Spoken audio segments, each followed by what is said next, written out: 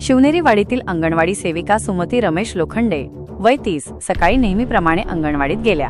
सुमती नेहमीच वेळेवर घरी परतणाऱ्यांपैकी होती, पण त्या दिवशी सायंकाळ झाली तरी त्या परतल्या नाहीत। पती रमेशला काळजी वाटू लागली।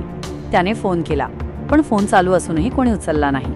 रात्री उशिरापर्यंत सुमतीचा शोध लागला नाही, तेव्हा रमेशने नातेवाईक आणि काही ग्रामस्थांना सोबत घेऊन थेट अंगणवाडी गाठली। अंगणवाडीतील भयावह दृश्य। ग्रामस्थ जेव्हा अंगणवाडीजवळ पोहोचले तेव्हा त्यांना दिसले की दाराला बाहेरून कुलूप लावलेले आहे। सुमती असे कधीही करत नसे। शंका आल्याने सर्वांनी कुलूप तोडले। दार उघडताच आतला दृश्य पाहून सर्वांना धक्का बसला। अंगणवाडीच्या फरशीवर सर्वत्र रक्ताचा सडा पडलेला होता। वर्गाच्या आत रक्ताच्या थारोळ्यात सुमती नव्हती, पण तिथे तिचे केस आणि अंतर्वस्त्र विखुरलेले होते। फरशीवर एका कोपऱ्यातून दारापर्यंत एखादी वस्तू किंवा देह ओढत नेल्याच्या स्पष्ट खुणा रक्ताने माखलेल्या होत्या। हा प्रकार पाहून गावात मोठी खळबळ माजली। कोणीतरी सुमतीवर अमानुष हल्ला केला असून तिचा मृतदेह लपवण्याचा प्रयत्न केला असावा हे स्पष्ट झाले। तात्काळ यशवंतपूर पोलीस ठाण्यात या घटनेची माहिती देण्यात आली। तपास आणि मृतदेह। सहाय्यक पोलीस निरीक्षक API कदम आणि त्यांचे पथक घटनास्थळी दाखल झाले। त्यांनी रक्ताच्या खुणांचा माग काढला।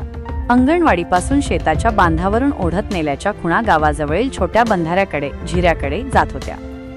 घटनेचे गांभीर्य पाहून रात्री उशिरा पोलीस अधीक्षक SP देशमुख यांनीही भेट दिली आणि तपासाचे आदेश दिले। दुसऱ्या दिवशी पहाटे पोलीस आणि ग्रामस्थांच्या शोध मोहिमेत बंधाऱ्याच्या पाण्यात सुमती लोखंडे यांचा मृतदेह आढळून आला। त्यांच्या शरीरावर आणि डोक्यावर गंभीर जखमा होत्या। मृतदेह शवविच्छेदनासाठी पाठवण्यात आला। आरोपीची कबुली। पोलिसांनी तात्काळ तपासाची दिशा बदलली। स्थानिक गुन्हे शाखेने LCB तांत्रिक पुरावे आणि गुप्त माहितीच्या आधारे अंगणवाडीजवळ राहणाऱ्या विठ्ठल गंगाराम शिंदे वय 25 याला ताब्यात घेतले। विठ्ठलच्या मुलीच्या पोषण आहारासाठी सुमतीने त्याला अंगणवाडीत बोलावले होते। चौकशी दरम्यान विठ्ठलने गुन्ह्याची कबुली दिली। गुन्ह्याचे कारण, विठ्ठल दुपारी पोषण आहारासाठी अंगणवाडीत गेला। सुमती एकटी असल्याचे पाहून त्याची नियत फिरली आणि त्याने अत्याचार करण्याचा प्रयत्न केला। सुमतीने त्याला तीव्र प्रतिकार केला आणि आरडाओरड सुरू केली। घाबरून विठ्ठलने सुमतीचे डोके भिंतीवर आपटले, ज्यामुळे जागीच तिचा मृत्यू झाला। पुरावा नष्ट करण्याच्या उद्देशाने त्याने मृतदेह फरफटत नेऊन बंधाऱ्याच्या पाण्यात फेकून दिला। पोलीस प्रशासनाने त्वरित आरोपीला अटक करून पुढील तपास सुरू केला आहे।